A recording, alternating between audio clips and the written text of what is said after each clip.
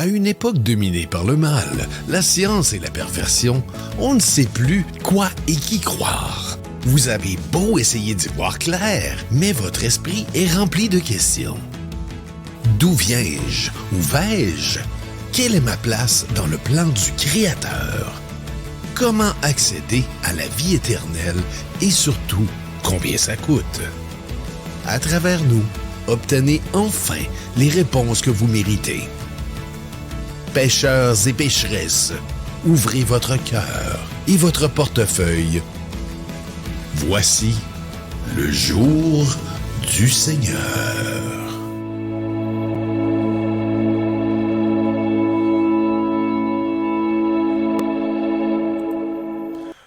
Bonjour, chers ouailles. Bienvenue pour cette édition un peu particulière du jour du Seigneur. Nous allons être ensemble un peu plus longtemps qu'à l'habitude, car je remplace mes collègues, mes homologues d'une autre émission qui parle d'histoires, bon, pas toutes vraies. L'histoire que l'on dit avec un grand H, c'est pas toujours vrai. Moi, je vous parle de la vraie histoire. Dans le meilleur livre d'histoire du monde, la Bible. Et dans cette Bible, on nous enseigne de grandes leçons d'humilité. Ce sera le thème de cette soirée. Quoi qu'il en soit, à la fin de l'émission, je serai avec vous encore pour répondre à vos questions. Elles ne sont pas obligées de respecter le thème de l'émission, parce que vos problèmes peuvent agir dans toutes sortes de sphères de la vie. De sphères plates, en tout cas. Je crois aux sphères, mais pas à la planète. On en parlera une autre fois. Alors, je remercie ceux qui sont déjà présents, les premières ouailles, qui sont les meilleurs chrétiens, qui sont en premier. Il y avait file à la porte avant d'entrer même dans ce merveilleux univers. Donc, Madame Allard, bonjour Madame Allard, bonjour Saandrian, Ladicate Filcar, Josette Lacouette, Stream Elements. Lui, il est tout le temps là. C'est un drôle de nom. Je me demande si c'est un homme, une femme. De quelle nationalité provient ce nom ethnique? Stream Elements. Peut-être est-ce un Américain. Peut-être pas non plus. Alors, bonjour Phil Carr. Bonjour Franck Crachoir. Ah, je le connais bien, lui. Camille Lalita. Bonjour. Sophia. Ah non, Sophia. Bonjour Sophia. Et le great Cornolio, fidèle au poste qui est toujours là. On le voit maintenant. Donc, bonjour les beaux gens. In le prédictateur we trust. Ça ressemble à la devise américaine. Oh, c'est magnifique. Je me sens très touché par ce commentaire. Donc, entamons ce voyage vers cette vérité biblique très importante, vers cette leçon essentielle qui vient contrevenir au péché de l'orgueil, l'humilité. Moi, je suis très humble. D'ailleurs, je vous ai déjà parlé, je crois, du championnat d'humilité que j'ai gagné. Croyez-le ou non, je suis le plus humble du monde. Poussé par la foi, mu par l'amour, je sème ma graine dans le jardin d'Éden.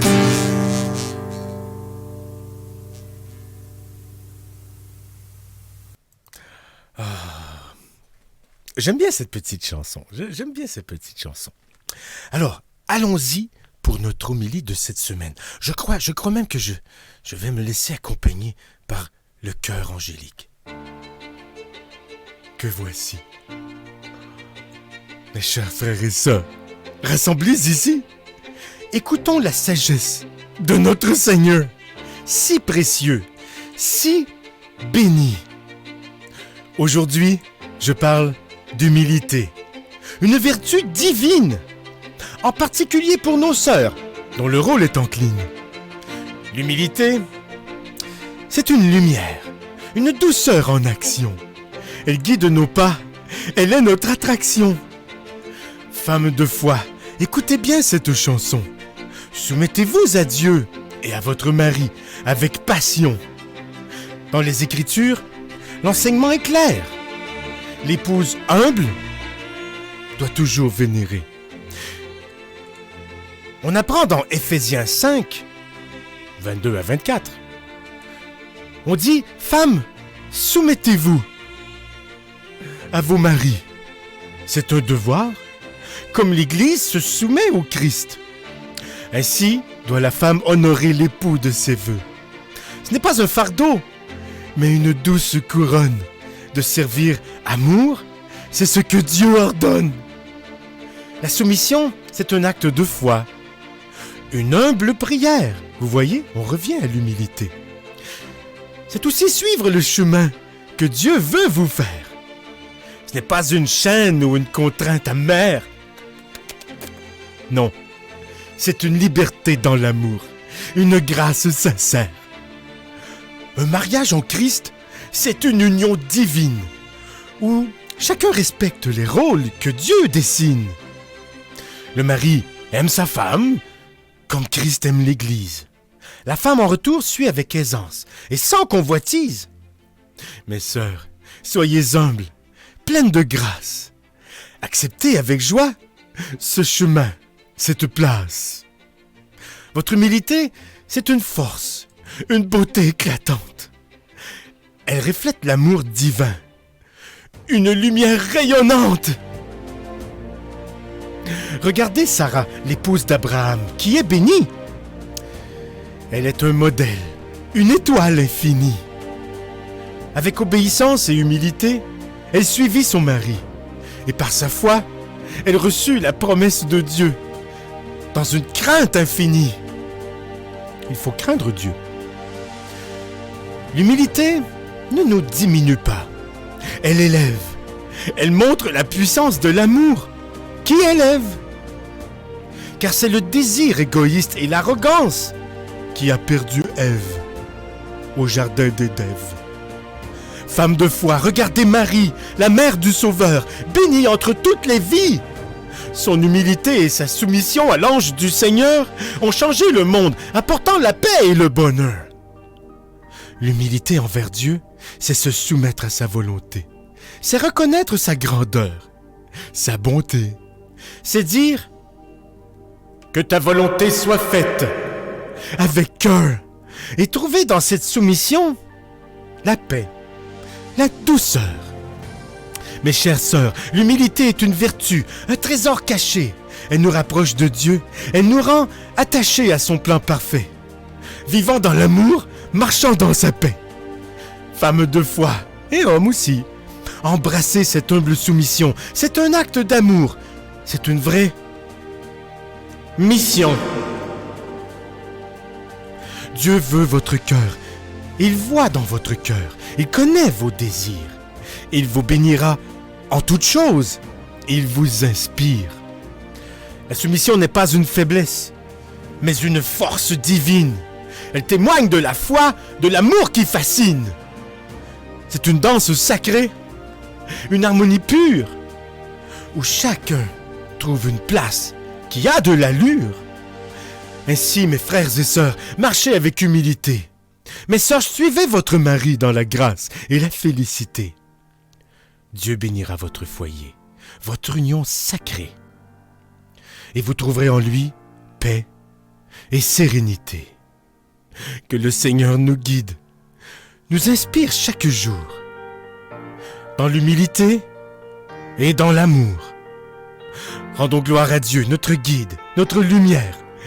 Vivons dans sa volonté, humblement et sans frontières. En Jésus.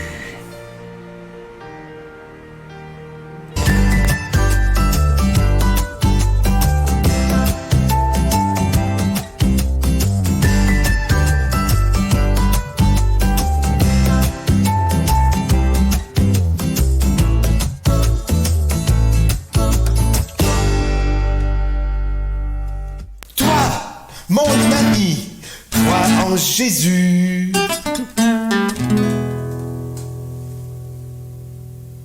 En Jésus. Chère maman. Nous allons écouter un pasteur qui non seulement est fort sage, mais il est visiblement inspiré du Saint-Esprit lorsqu'il parle. Parce qu'on sent qu'il exprime la vérité à ses ouailles. Et c'est pourquoi, ensemble, nous allons l'écouter. Toute la beauté du monde. Mais si tu n'es pas humble, tu n'es pas une bonne femme. Une bonne femme est une femme simple. Une bonne femme est une femme brisée. Une bonne femme est une... Simple et brisée. À elle-même, à elle-même. Est-ce que maman, tu es brisée?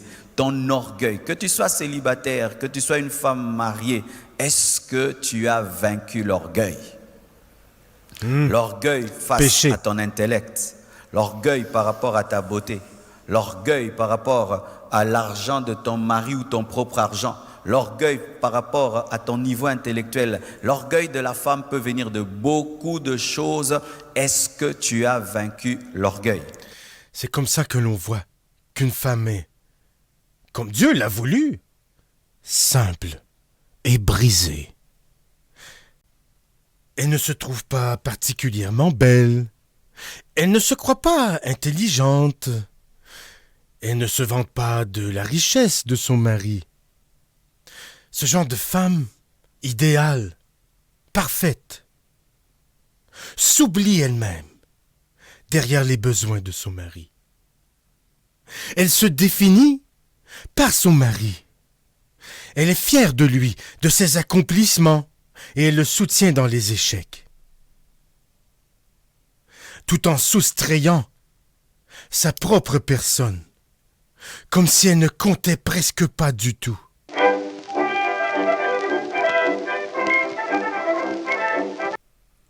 Sommes-nous en ligne? Je crois que ça y est. Vous m'entendez? Vous me voyez? Je crois qu'il y a conspiration. Je crois que les forces du mal tentent d'empêcher mon message et celui de ce valeureux pasteur qui en a long à dire sur l'humilité. Mais, tel Jésus dans le désert, pendant 40 jours, c'est long ça, je vaincrai le démon. Écoutons ce fantastique pasteur. Une bonne femme est une femme simple. Une bonne femme est une femme brisée. Voilà. Une bonne femme est une femme qui est morte à elle-même. À elle-même. Est-ce que maman, tu es brisée? Voilà où nous en étions. Une bonne femme, c'est une femme qui est simple et brisée, et qui est morte à elle-même, morte à elle-même. C'est toujours bon, lorsqu'on prêche, de répéter les choses 2 fois, pour que ça rentre comme il faut dans le coco. Pour que ça rentre comme il faut dans le coco. Que tu sois célibataire, que tu sois une femme mariée, est-ce que tu as vaincu l'orgueil?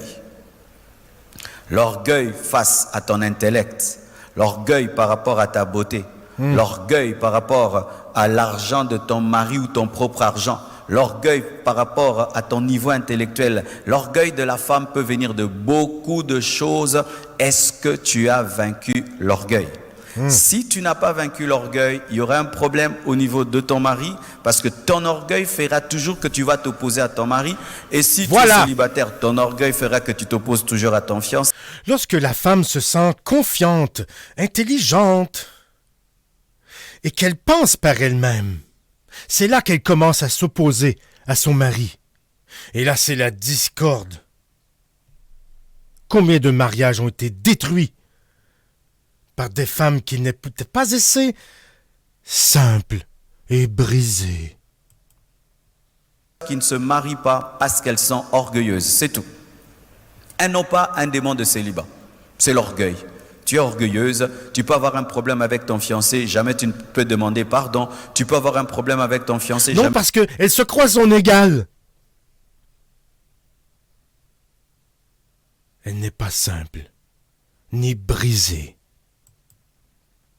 Tu peux avoir un problème avec ton Ou fiancé, jamais tu ne mortellement. feras le premier pas. Et comme ça, les années passent, 30 ans, 35 ans, 40 ans, tu ne te maries pas. Tu chasses les démons de gauche à droite, alors qu'il n'y a pas un problème démoniaque, tu as un problème de caractère, tu es orgueilleuse. Voilà. Il faut arrêter de tout blâmer sur les démons, les démons du célibat. Non, non, non, non. Pas toujours. Ça existe, mais pas toujours. La plupart du temps, c'est qu'elles ne sont pas assez simples et brisées. Voici l'exemple d'une femme humble dans la Bible, Marie, la mère de Jésus. Vous savez pourquoi je dis que Marie était humble?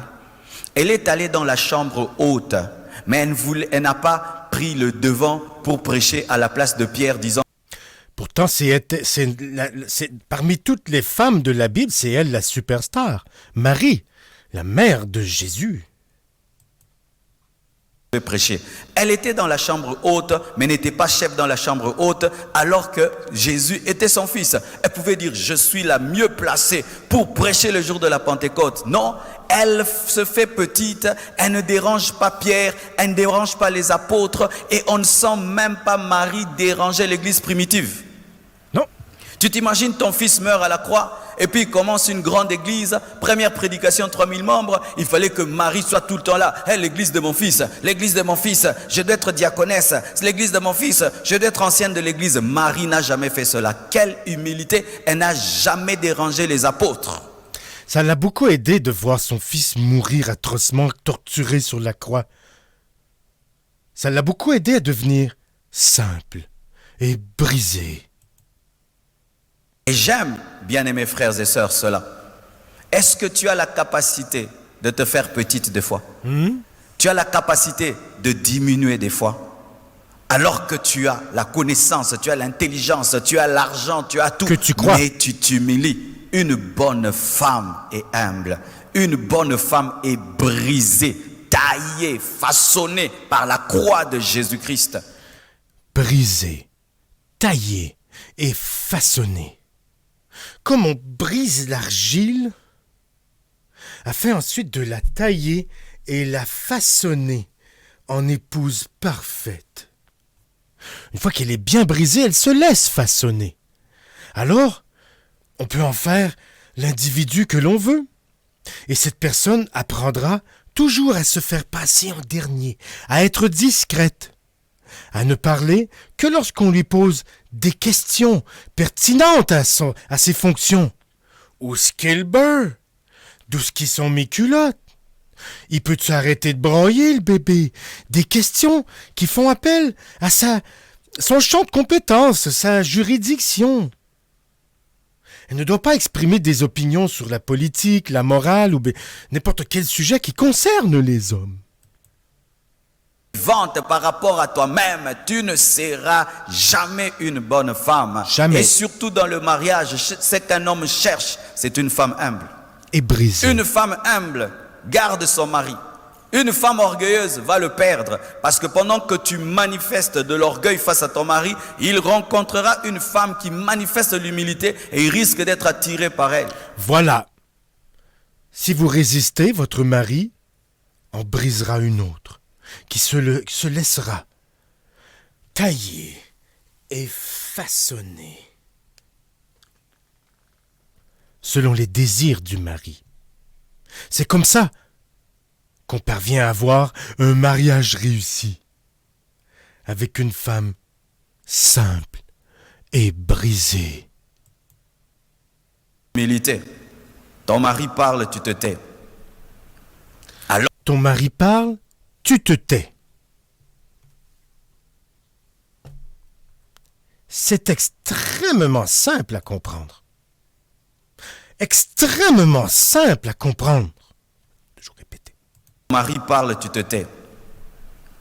Alors que tu as des arguments, tu le laisses terminer et puis tu parleras. Tu ne lui coupes pas. L'orgueil amène les femmes à couper leur mari. Je dis toujours... Ah oui, moi, ceux qui coupent la parole, je ne suis pas capable de les endurer. Tu aimerais avoir... C'est vraiment détestable.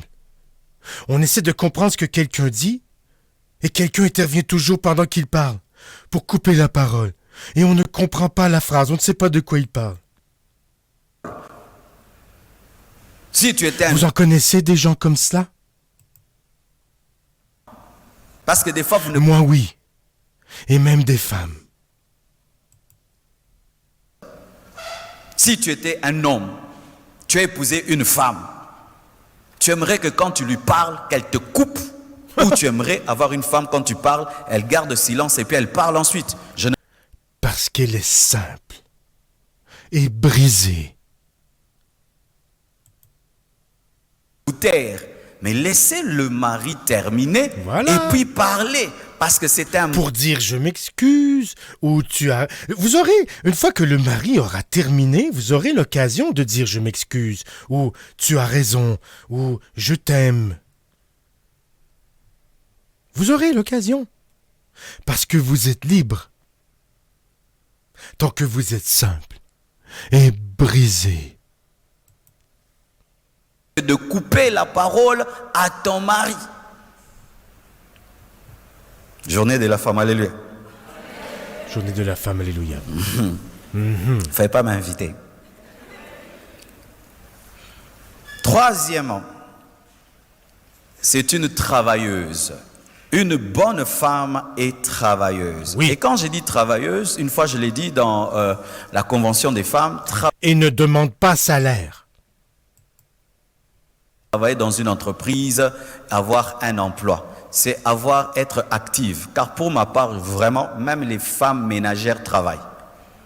Ah, je vous assure, s'il fallait donner un salaire à une femme ménagère, elle gagnerait beaucoup. Parce que quand tu prends C'est ça une qu'il ne faut bonne, pas payer. mettons que tu la payes $250, parce que seulement elle lave les enfants, elle les nourrit. Mais ta femme fait plus que cela. Elle lave, elle les nourrit, elle les éduque. Ton cuisinier, tu lui payes $150, mais ta femme prépare aussi. Ton jardinier, tu lui payes $150, mais ta femme... C'est pas toujours bon comme si c'était un cuisinier. Mais bon, c'est gratuit. Celui qui te donne des conseils, tu peux lui donner même $500 par mois. Ta femme aussi te donne les conseils. Donc une femme, même si elle ne va pas au travail, elle travaille à la maison. Mais vous êtes souvent impayé. Alléluia.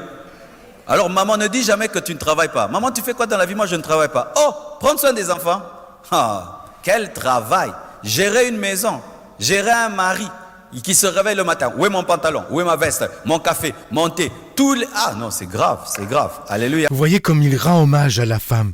Ce pasteur est très progressiste. Bon, pas woke, mais au moins il est progressiste. Je dirais même que les dernières choses qu'il a dit frisent un peu dangereusement avec le féminisme. Lorsqu'il compare les tâches faciles de la femme à du vrai travail. Je crois qu'il sait que ce n'est pas tout à fait la même chose, que c'est pas aussi dur, mais je crois qu'il essaie quand même de consoler ces femmes qui sont simples et brisées. Une bonne femme est active. Une bonne femme n'est pas amoureuse de la télévision et de la télécommande. Non. C'est à l'homme, ça. Tu as ton divan connu dans la maison. Les divans des mamans. Il y a les divans des papas. On peut comprendre un peu le divan des papas. Mais le divan des mamans et la télécommande des mamans. Quelle absurdité. Oui, le divan de papa. La télécommande de papa. Le divan de maman. La télécommande de maman. Recette pour un mariage raté. Tu es là. Tous. Je t'accueille, Sébastien 77CE. Je pardonne ton retard. Les beignets là. Bouillis là. L'été là. Les foufous là. La chikwang là. Quand tu t'assieds là, c'est la tour de contrôle. Et vous aimez vous placer dans un coin de la maison où vous surveillez les allers-retours. Comme ça, quiconque passe au tindier. Comme un chat.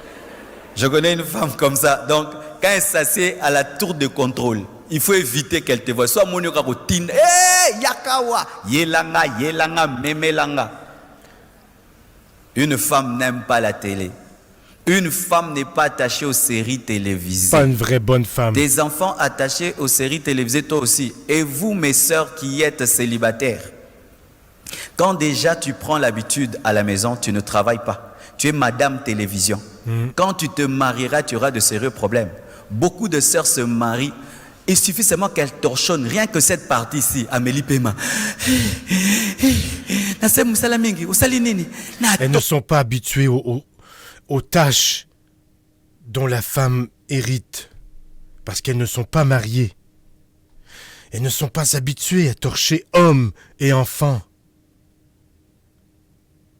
Donc elles trouvent ça difficile, parce qu'elles ont passé leur temps sur la télé, ou à se maquiller, par orgueil. C'est pour ça qu'il faut toujours prendre bien soin d'épouser une femme simple et brisée, morte à elle-même.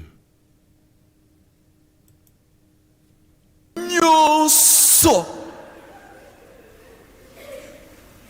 Même si vous avez des domestiques, chères sœurs, repasse tes habits, lave tes habits. Fata job. Même si vous avez des domestiques, va à la cuisine, va travailler. À la cuisine, va travailler, lave tes habits. Fata job de femme. Simple et brisé. Classe tes habits, balaye ta chambre. Même si vous avez des domestiques, faites-le. Pourquoi? Quand tu vas te marier, tu auras un problème cardiaque. Pourquoi? Parce que tu es tellement paresseuse qu'un petit travail te fatiguera. Les femmes non mariées sont par définition des paresseuses répugnantes qui ne savent pas torcher leur mari comme il se doit. Ton mari aura déjà le moyen de te payer un domestique. L'habit que tu as porté, ma sœur, tu l'as repassé toi-même. C'est votre domestique qui l'a repassé. Hein? Votre chambre maintenant, si nous devons vous accompagner maintenant dans la chambre, qui peut nous amener dans sa chambre? Maintenant. On peut aller. Hein? Qu'est-ce qu'il y a sous ton lit? Sous le lit, c'est devenu une armoire. Avec des toiles d'araignée.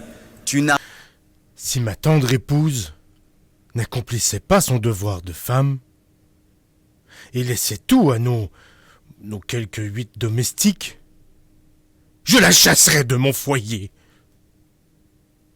Mais je l'ai choisie simple et brisée, et je l'ai façonnée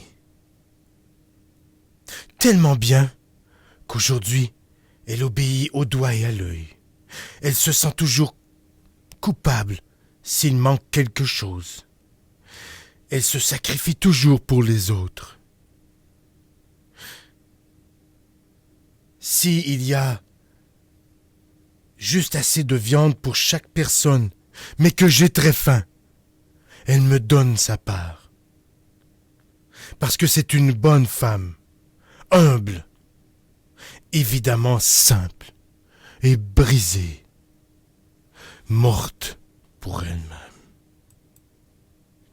On passe. Là où on ne passe pas, tu n'arranges pas.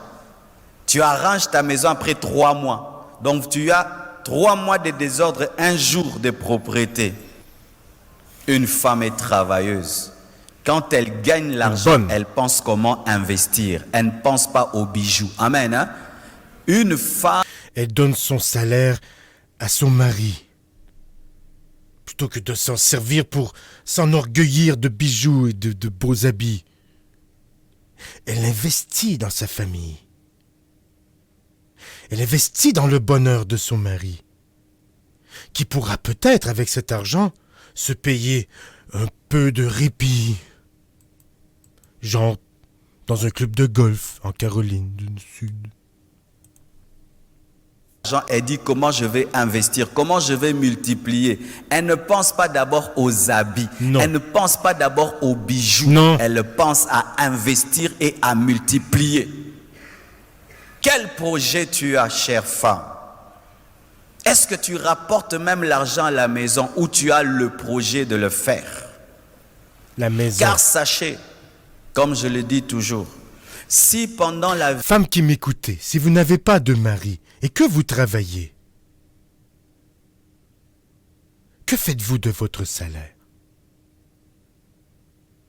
Est-ce que vous en investissez une partie vers votre mari céleste, Jésus-Christ, que vous le vouliez ou non? Vous êtes marié à lui, à Jésus-Christ. Comment investir votre argent à Jésus-Christ? Vous le donnez sous forme de bits à Bibi ici. N'apprends pas à te battre pour gagner l'argent. Le jour qu'il mourra, on t'appellera pauvre veuve. Mais si pendant qu'il est vivant, tu sais chercher l'argent, tu sais gagner l'argent, tu sais investir, quand il mourra, on t'appellera riche veuve. Quittez celle-ci. Beaucoup de femmes affirment Quittez celle-ci. le mariage comme étant un salut financier. Pourquoi tu ne te bats pas dans la vie? J'attends qu'on m'épouse. Pourquoi tu ne cherches pas le travail? J'attends qu'on m'épouse. Pourquoi tu ne fais rien dans la vie? J'attends qu'on m'épouse. J'attends que Dieu me donne un mari riche. L'homme a un cerveau, tu as aussi un cerveau. L'homme a des mains, tu as aussi des mains. Et voici une femme travailleuse dans la Bible, Ruth. Nous aimons beaucoup parler de Ruth. Oh, Ruth a eu Boaz, Boaz a eu David, Boaz ceci. Mais sachez, Ruth a eu le mariage comment? C'est parce qu'elle était allée glaner dans le champ de Boaz. Ruth, c'est l'exemple d'une jeune fille qui va travailler à Vodacom et le patron de Vodacom l'épouse. C'est comme ça que Ruth s'est mariée. Elle est allée travailler à Vodacom et là, elle a accepté même de balayer Vodacom et le chef l'a vue et l'a épousée. Il a vu que c'était une femme qui connaissait déjà son rôle, qui s'entraînait à être mariée, en torchant l'un et l'autre, en faisant du ménage, en balayant, sans se plaindre, sans quémander sa l'air. Mais c'est magnifique. Le mariage ne vient pas qu'en priant, jeûnant, venant à l'église. Tu peux avoir le mariage en investissant. Tu fais les affaires et tu rencontres un homme d'affaires. Tu bosses et tu rencontres un autre qui bosse. Elle est allée dans le champ et elle a rencontré un autre homme qui aime les champs. Celui qui travaille rencontre la bénédiction. Je vous assure, il n'y a pas un grand malheur dans la vie d'un homme que d'avoir une femme paresseuse. D'avoir une femme paresseuse. Et la paresse s'accompagne toujours de la saleté, s'accompagne toujours du désordre et s'accompagne toujours du gaspillage. Une femme qui travaille apprend à respecter la valeur de l'argent. Ma soeur, avec l'argent que tu gagnes, tu ne penses même pas acheter une parcelle et construire. Tu as même la paresse de construire ta propre maison. Tu es étudiante, tu ne te donnes pas étudier avec sérieux parce que tu es une femme. Pourquoi je vais me donner à distinguer? Moi, je ne veux pas être professeur. Pourquoi tu ne peux pas être professeur, ma soeur? Pourquoi tu ne peux pas aussi distinguer comme les autres? Non, un homme va m'épouser. Voici. Si tu es une femme bagarreuse, quand tu auras des enfants, tu auras des filles qui savent se battre dans la vie parce qu'elles vont te prendre en modèle. Mais si tu es une mère paresseuse, tu auras des filles qui vont te ressembler parce qu'elles diront « Maman ne fait rien dans la vie, mais elle gagne bien la vie. » Si tu veux engendrer des filles exceptionnelles, sois une femme qui travaille dur. Elles vont te regarder, elles vont prendre exemple sur toi. Et elles apprendront à s'acquitter des tâches qui incombent à la femme et adopter une attitude simple et brisée. Et elle acceptera de se faire refaçonner par un mari bien intentionné. Alléluia, elle n'a pas peur de transpirer. Elle n'a pas peur de toucher le torchon. Elle n'a pas peur de prendre le balai. Même si tu as des travailleurs, des fois, il faut les mettre de côté. Alléluia. Ou toi-même, tu entres dans la cuisine. Ce n'est pas toujours bon que le mari ne mange que la nourriture du travailleur et du travailleur. Pas de la nourriture de sa femme. Ruth a été symbolique. élevée parce qu'elle travaillait. Elle a accepté même une basse besogne pendant un temps, glanée, ramassée dans le champ. Et Dieu lui a donné le champ, car si tu épouses Boaz, le propriétaire du champ, Dieu lui a donné le champ. Et le produit du champ qui est récolté dans le champ, à l'homme. Après qu'il n'ait été récolté par une femme simple et brisée. des fois accepter de commencer petit. Où on te donne un petit salaire, Dans mais tu l'humilité. manifestes l'excellence et tu as la promotion. Bah, misala pamba pamba oyo. Oh, tu peux commencer comme Oui, je vous rappelle de contribuer à mon Give and Go pour me donner des ailes, pour que je puisse aller prêcher à une plus grande échelle la bonne nouvelle. Aidez-moi à bâtir cet avion en or qui servira à remplir la mission que le Seigneur m'a confiée. Give and do. Go. En tout cas, la patente pour me donner mon avion en or. propriétaire du champ. Femme qui travaillait, contribuer à mon avion en or pour servir Dieu, pas moi Dieu. Bon, il y a juste moi qui va voyager dedans avec quelques hôtesses, bon, un pilote et bon, quelques employés eux. Mais c'est tout. Même ma famille n'y entre pas. Même ma femme n'y entre pas dans cet avion en or. Parce que c'est une preaching machine. A flying preaching machine. Pour que je puisse me concentrer sur ma mission, je dois être seul. Avec quelques hôtesses et un pilote. Mais lorsque tu travailles Et oui, il doit être en or. Pour la gloire du Seigneur. pour le travail et le couple. Amen. Et ça dans tous les domaines. Que ce soit le travail à la maison ou le travail en dehors de la maison, il ne faut pas non plus tomber dans le piège où tu n'es que boulot. Tu oublies que tu as des enfants, tu oublies que tu as un mari, tu oublies de prendre soin de ta famille. Et même vous qui travaillez à la maison, il y a des femmes qui du matin au soir ne font que s'occuper de la maison, oublient les enfants et leur mari. Ah là Ça là. encore, Là. c'est un défaut. Ah là Amen. là.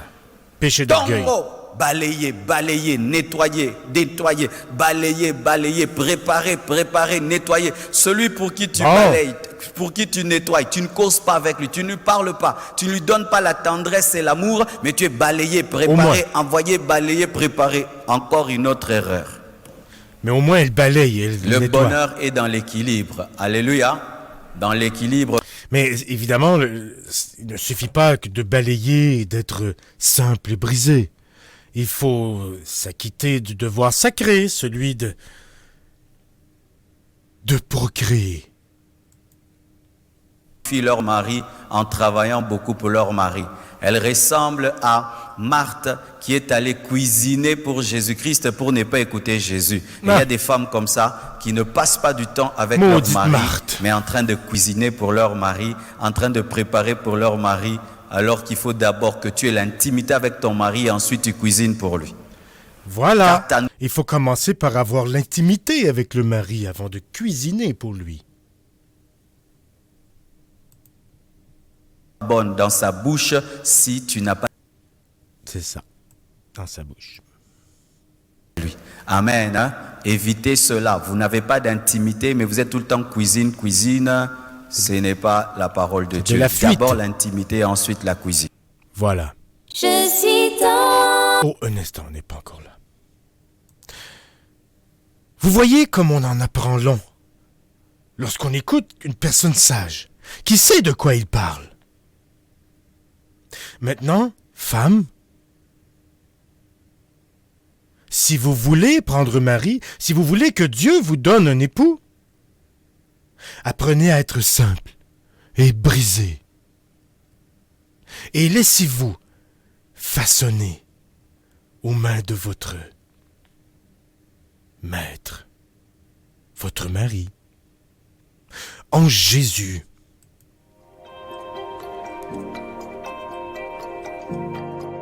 Au début des temps, il y a 5000 ans, l'homme vivait au jardin d'Éden. Mais Dieu l'en a chassé parce que l'homme, sous l'influence de la femme, l'avait souillé du péché. Le jardin d'Éden fut détruit, mais il fut reconstruit dans les cieux pour accueillir les vertueux. Ce jardin se nomme Paradis. Mais pour y accéder, il ne suffit pas de prier. Semez dans le jardin céleste dès aujourd'hui, pour plus tard en récolter les fruits. Commencez par planter votre graine, puis une autre, et encore une autre. Pour ce faire, il suffit de cliquer sur le lien qui apparaît régulièrement dans la conversation de l'émission. Plus abondante sera votre semence, plus grande sera votre récompense. En Jésus.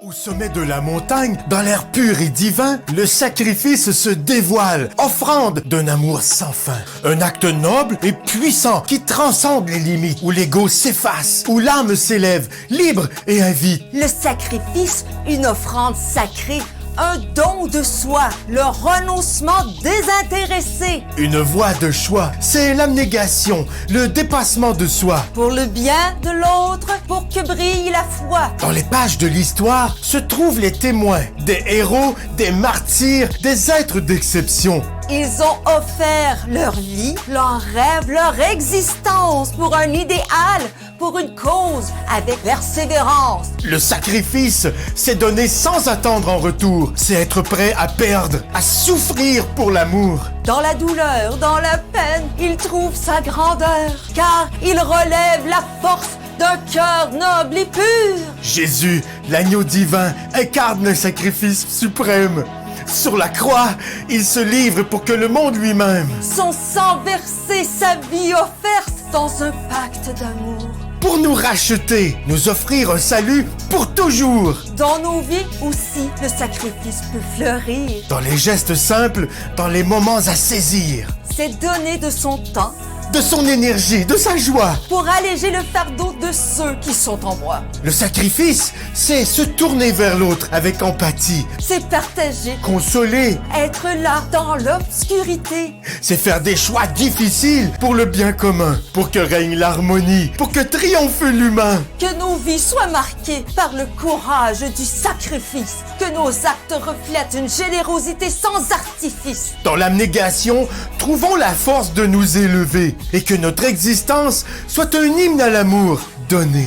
Car dans le sacrifice se trouve la vraie grandeur. Là où les cœurs s'ouvrent, où règne l'amour en vigueur. Que le monde soit transformé par nos actes de bonté. Que le sacrifice illumine notre chemin tracé. En Jésus. Je suis dans la joie, une joie immense. Je suis dans l'émotion, car Yahweh m'a libéré. Yahweh l'a libérée. Ça ne paraît pas, mais elle est simple et brisée, elle aussi. Regardez comment ça la rend joyeuse. Il m'a ôté des ténèbres, il m'a délivré de tout péché. Mon papa. Écoutez-moi ce rythme endiablé ou enjésusé. Ça me rappelle quand je vais prêcher dans le sud avec vos dons dans les tout inclus. C'est le même genre de musique que ces gens écoutent. C'est païen, mais qui sont quand même ouverts à la conversion. J'ai hâte d'y retourner pour aller prêcher au bel Cubena. Ouf.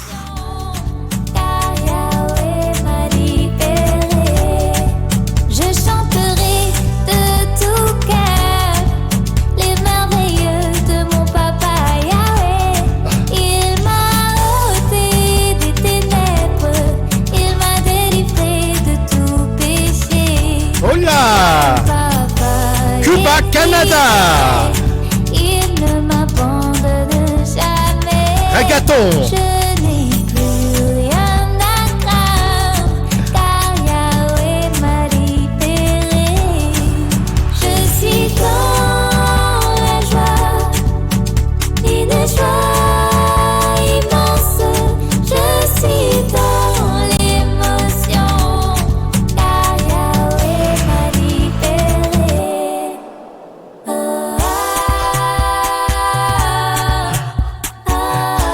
Le Bible Slide.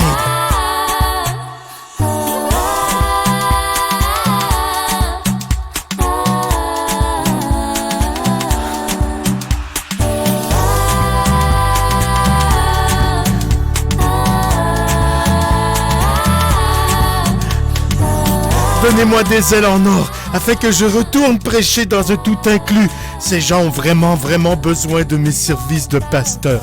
Mais ils n'ont pas toujours accès au Seigneur. Et le Seigneur, il se promène dans un avion en or. Car Yahweh m'a libéré. Mon papa est fidèle, il ne m'abandonne jamais. Je n'ai plus rien à craindre, car Yahweh m'a libéré. Je suis dans la joie, une joie immense. Je suis dans l'émotion, Yahweh m'a libéré. Ah, c'était festif, hein? C'était comme dans les tout inclus, c'était pareil. Skatum tam tum, skatum tam tum, skatum tam tum. Ah, voyez la joie d'une femme libérée par la parole de Yahweh. Et la parole de Yahweh, moi je l'ai. Bienvenue au Mouroir de l'Aïeul, où chaque jour est une nouvelle étape vers l'au-delà. Nos suites spacieuses offrent des vues imprenables sur le néant. Découvrez nos activités telles que le bingo du non-retour, les siestes sans fin et les massages post-mortem. Le Mouroir de l'Aïeul, là où la vie prend sa retraite définitive.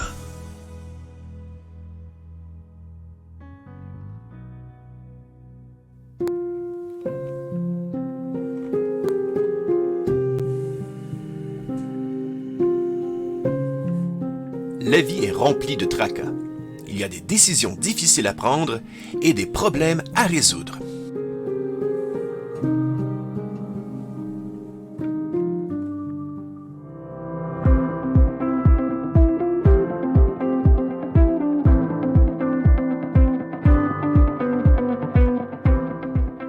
Que ce soit des problèmes d'ordre sentimental, financier, choix de vie, professionnel ou amateur, le prédictateur saura les résoudre. Que vos questions soient d'ordre moral, existentiel, social, alimentaire, biblique, name it. Le prédictateur pourra y répondre. Un prédictateur à l'écoute. Tout de suite après, le jour du Seigneur.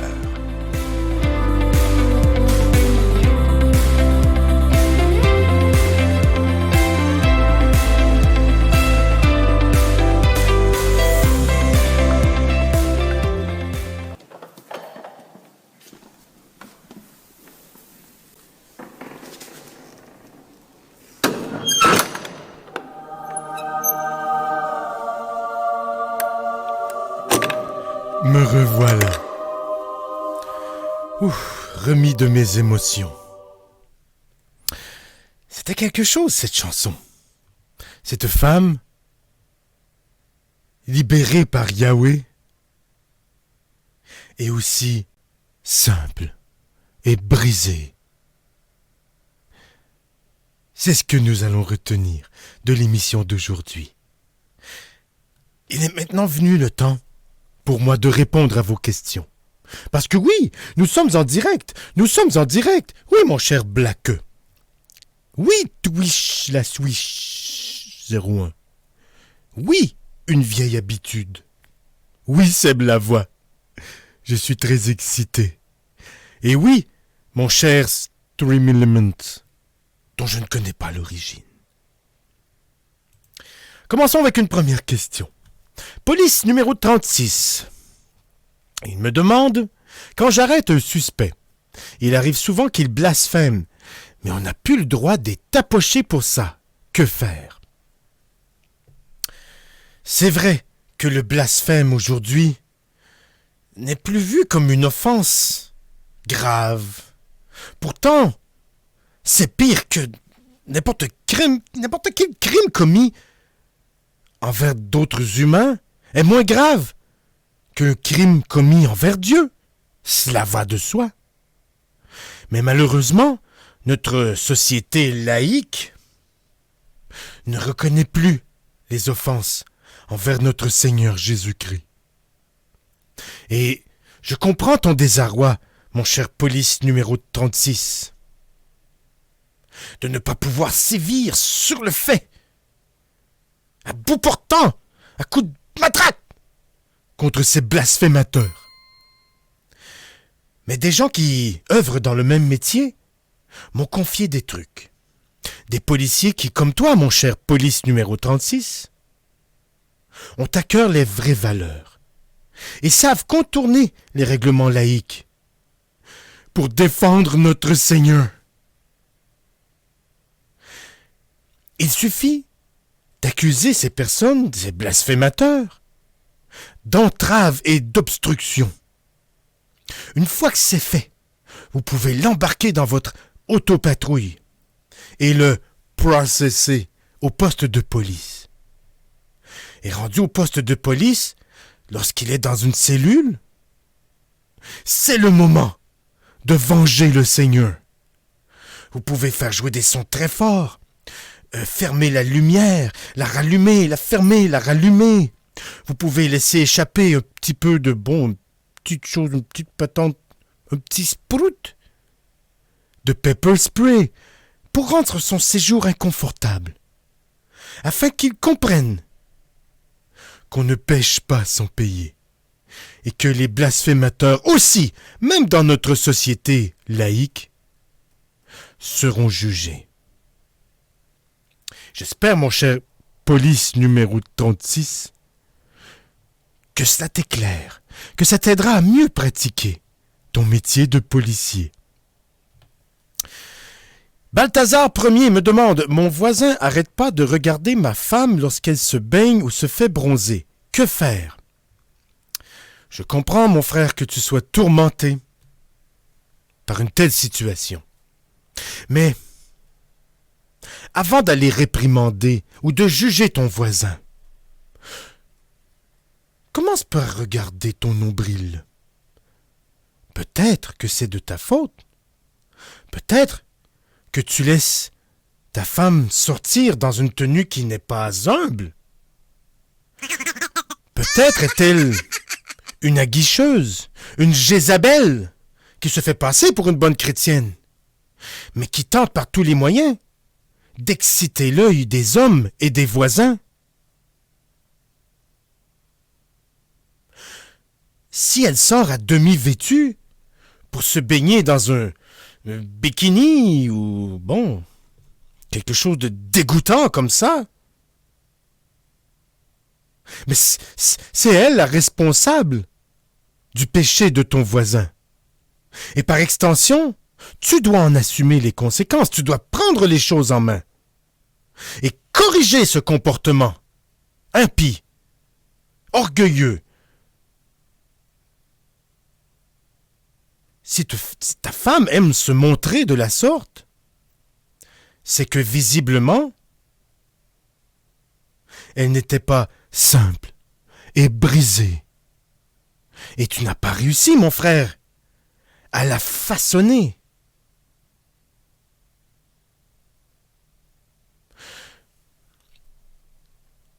Mon cher Balthazar Ier, si ta femme est à ce point volage, un peu exhibitionniste, si elle est encline vers le péché, et que tu n'es pas capable, sur le droit chemin, de la ramener, peut-être conviendrait-il de me l'amener. Avec moi, dans mon presbytère, elle pourrait cohabiter. Et je serais à même, à ta place, de la façonner. Amenez-moi toutes ces pécheresses. J'en ferai de bonnes chrétiennes. C'est juré. Rachel 1, 2, 3. Mon mari boit beaucoup trop et quand il est sous, il est violent avec moi. Comment le convaincre d'arrêter de faire cela? Dois-je le faire arrêter? Non, non. Ça serait un péché épouvantable de faire arrêter ton mari par les policiers. Lorsqu'il te frappe parce qu'il est saoul, réponds avec tendresse et compréhension. S'il se met à tout casser dans la maison, surtout ne dis mot et procède aux réparations. S'il te frappe sur la joue droite, présente la joue gauche. Avec la tendresse et la soumission,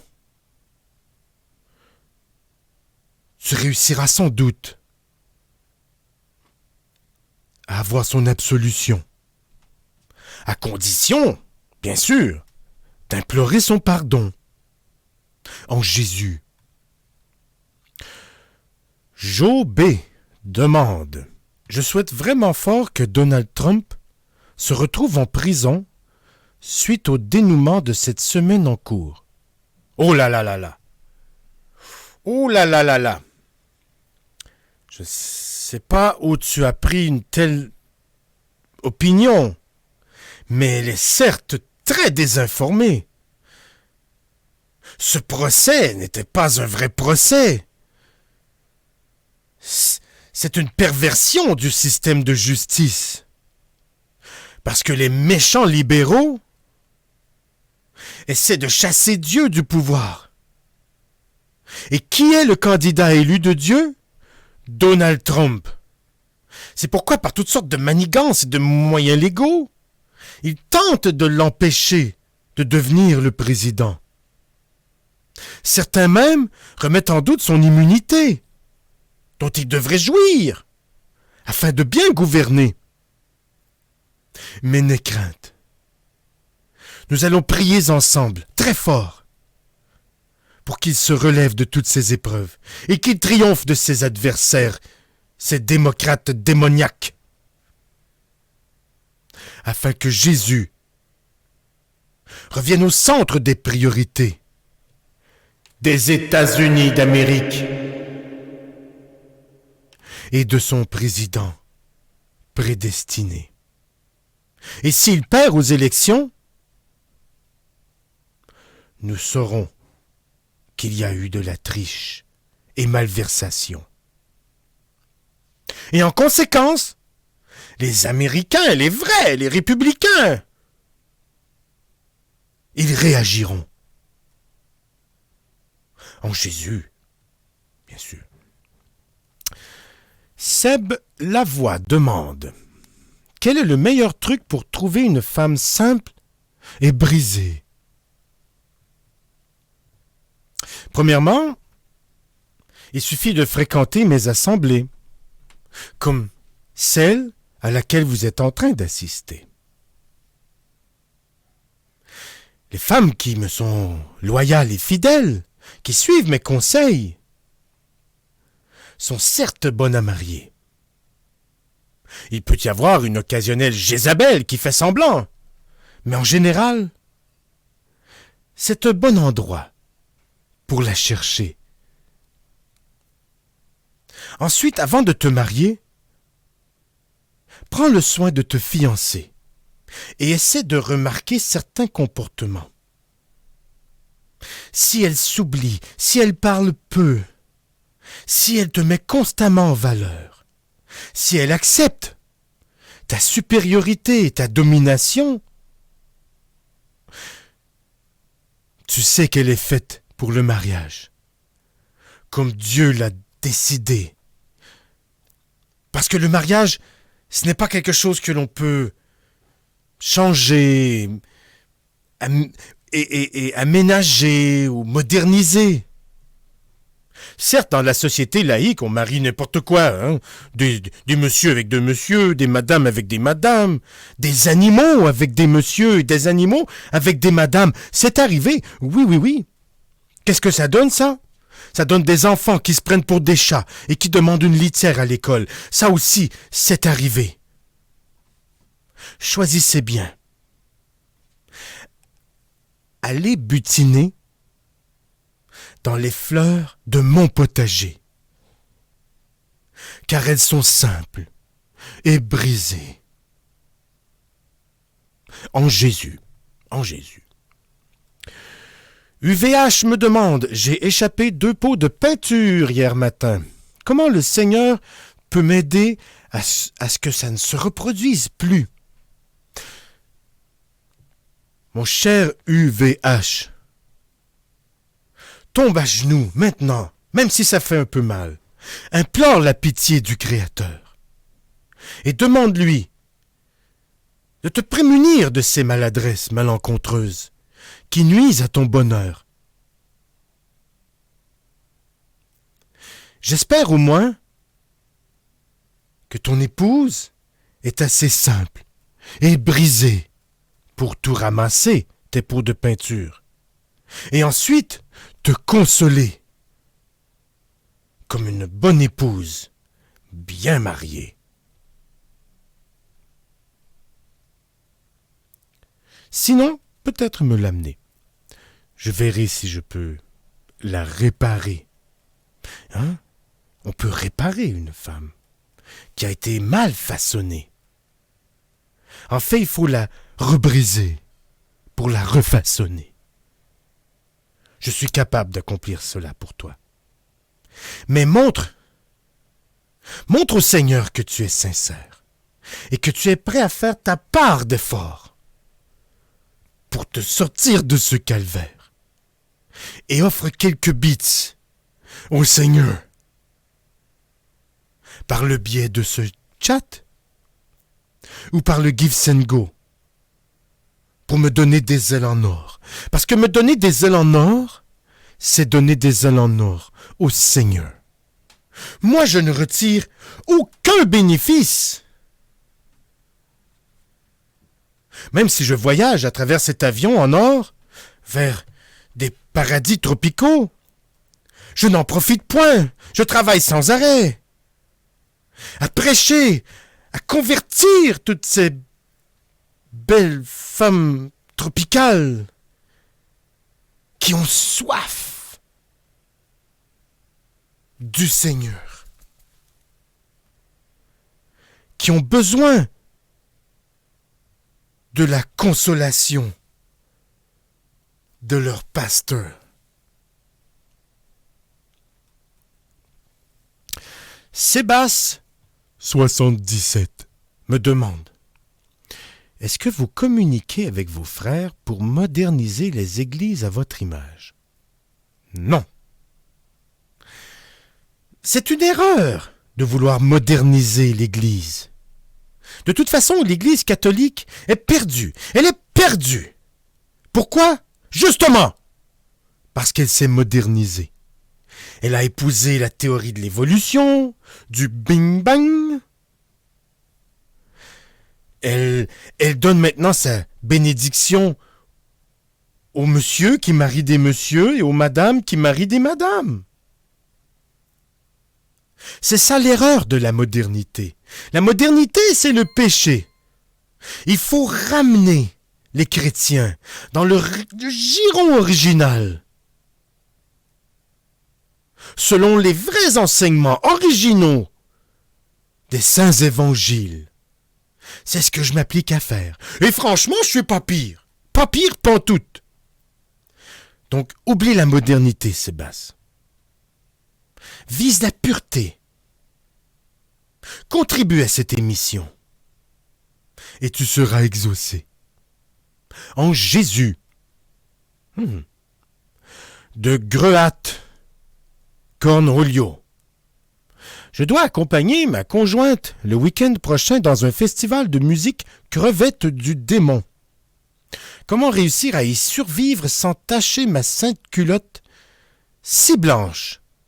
Frotter des mains de ma femme. Oh, je vois, au moins elle est bien façonnée, dressée. 15 ans, tous les trous cousus et blanche comme la raie de Dieu.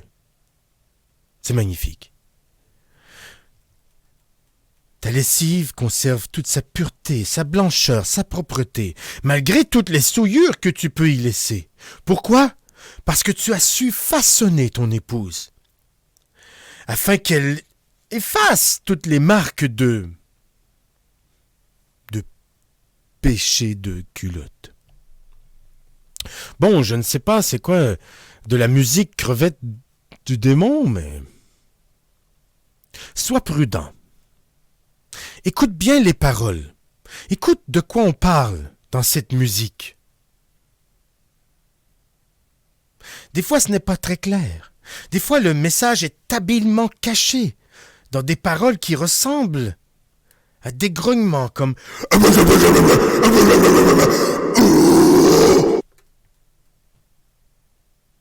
Il faut être très attentif afin de saisir le message. Assure-toi que toutes les croix sont à l'endroit. Et si ce n'est pas le cas, essuie-toi les pieds et quitte ce lieu avec ta femme, simple et brisée. Donc je t'invite à la prudence, mon cher TH3 Greuat Cornolio. Twish la swish, tch, demande. Prédictateur, pour l'accord mets et vin, est-ce que le porc effiloché va bien avec le vin de messe? Absolument! Parce que le vin de messe est, bon, il est utilisé, oui, dans les églises catholiques, mais ça reste un très bon vin. Et pourquoi je dis qu'il va bien avec le porc? C'est parce que si on écoute les documentaires de gens les pêcheurs en prison qui sont des cannibals, ils comparent souvent la chair humaine avec le porc. Et avec quoi boit-on le vin sacré lors de l'Eucharistie? Avec le corps du Christ. Donc oui, très bon accord, vin et mets. Très, très bon accord, vin et mets. Mais il ne faut pas en abuser. Parce que ton mari, s'il est trop saoul, pourrait te tapocher. Et alors là, ça sera de ta faute. Parce que tu l'auras saoulé. Donc oui, mais c'est pas facile à trouver ce vin-là, mais bon, je pourrais t'en procurer, moyennant une cote, pour le Seigneur, pour son avion en or, pour ses bonnes œuvres, pas pour moi. Moi, je m'oublie. Moi, je ne suis rien. Moi, je vis dans la pauvreté, la simplicité volontaire. Cet avion en or n'est pas pour moi. Il est pour le Seigneur. Moi, je ne suis qu'un bagage qui transporte la volonté du Seigneur en première classe, avec quelques hôtesses et un pilote. Même ma femme, même mon épouse n'a pas droit à cet avion. Seul moi et quelques hôtesses et le pilote. Moi, Sophia, Sophia me demande « Bonjour, prédictateur. Aujourd'hui, allez courir un 10 km pour la course des pompiers. Je suis grosse et je n'ai jamais couru de ma vie. Mais j'ai demandé au Seigneur de me faire gagner la course. C'est un homme de 6 pieds super en forme qui a gagné. Est-ce que Dieu est un misogyne grossophobe? Non. Non. Il n'est pas grossophobe. Cependant, c'est une erreur d'aller se mesurer à des hommes. Le Seigneur ne peut permettre qu'une femme remporte une course contre un homme, parce que ça serait contre nature. Ma chère Sophia, tu dois apprendre à garder ta place, à accepter ton rang de subalterne. Cet homme ne gagne pas parce qu'il mesure 6 pieds. Cet homme gagne parce que le Seigneur te parle. Il en a fait son messager. À ton mari, à tes frères, à ton père, comme à cet homme. Tu es subordonné. C'est déjà bon que tu puisses courir. Mais de là à gagner, il ne faut pas exagérer. Donc non. Pour répondre à ta question, est-ce qu'il est misogyne et grossophobe? Il n'est pas grossophobe. Kik 6606 demande: Donnez-moi des ailes en or. Pour moi, pour le Seigneur et mes quelques hôtesses. Kik 6606, Jésus va-t-il faire gagner la Coupe Stanley aux Panthers de la Sainte-Floride? Peut-être. Mais n'oublie pas que les Wheelers d'Edmonton représentent les hommes courageux et travaillants qui extraient le sang de la terre. Les Panthers, d'un autre côté, viennent de la Floride, un État béni de Dieu. C'est là qu'il a choisi d'y installer son envoyé, son messager, Donald Trump. Je te suggère de prier afin d'être éclairé. Et n'oublie pas que dans la vie, il n'y a pas que le hockey. Il y a les courses de chevaux aussi. C'est très divertissant. Et avec les bonnes prières, on peut savoir à l'avance qui va gagner. Comme avec le hockey. Prie le Seigneur pour qu'il fasse gagner ton équipe préférée. Et si ton équipe préférée est celle qui est la plus près du Seigneur et dont les joueurs sont les plus fidèles croyants, elles vont gagner ces équipes. C'est tout le temps que nous avions aujourd'hui. Je vous remercie beaucoup d'avoir participé. À vous, chers hommes, maîtres du foyer, et vous, chères femmes, que je respecte, que j'estime tant, qui êtes si simple et brisé en Jésus.